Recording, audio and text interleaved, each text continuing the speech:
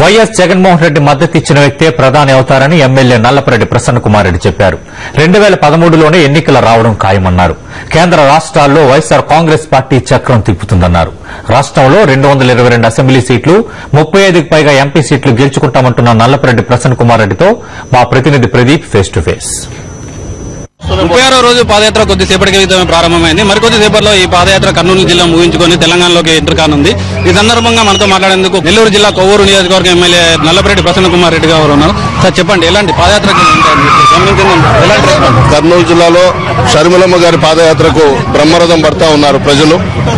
ఎప్పుడూ కనివిని ఎరుగని రీతిలో కర్నూలు నియోజకవర్గ ప్రజలందరూ కూడా పార్టీలకు అతీతంగా, వర్గాలకు అతీతంగా, కులాలకు అతీతంగా షర్మిలమ్మ గారిని ఆశీర్వదిస్తా ఉన్నారు. ఈ ప్రభుత్వం మీద వ్యతిరేకత ఈ రాష్ట్రంలో ఎక్కువగా ఉంది. అసమర్థ ప్రభుత్వం ఇది. అందుకనే మరలా రాజశేఖర రెడ్డి గారి స్వర్ణయుగం ప్రజలందరూ కూడా కోరుకుంటున్నారు. 2013లో జూన్లో పార్లమెంట్ ఎలక్షన్స్ వచ్చే అవకాశం ఉంది.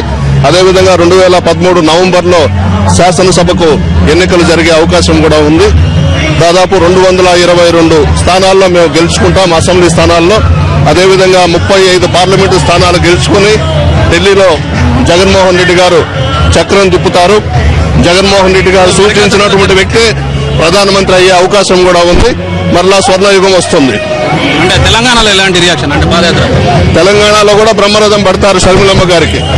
ఇక్కడ ప్రాంతాల వారీగా రాజశేఖర రెడ్డి గారిని చూడడం కాదు, అందరి మనసుల్లో రాజశేఖర రెడ్డి గారు ఉన్నారు. అందరి గుండెల్లో ఒక దేవుడిగా కొలువై ఉన్నాడు.